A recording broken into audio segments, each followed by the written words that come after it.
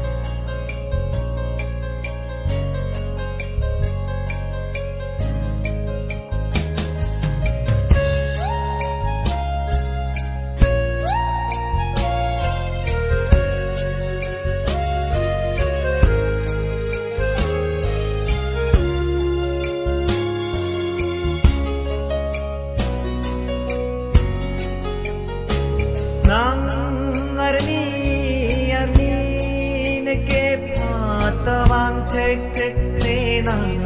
nong han sai do lo pune charnam nang kang hom ne ma ta krang non ne mang lo nan dungan ta ve lo nan ma ne nang wan ti te te te te kong bong ta pi ale lo nan pe yo pe bonat pi chelo jui mana me nang serjan kabulu arniva pe o pe bonat pi chelo jui mana rupa bangaro nang ri dam ta ek long leng nang ra de ma pe o pe pe o pe pe o pe pe o pe a hok lo korti la pening jira tum tabang sulun ki nita ni pai panchamatha damlo nilita nili paya velo lasinon nangli pai la pen nangli poge dulang a korti la pening jira tum an ili tum long ge do kole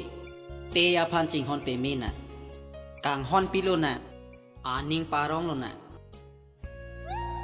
moi tum along pen dam je a hu non nili son tak tha nili pai nili long pen dam je a hu hala sohra ke chiru hala sohra ke hang ke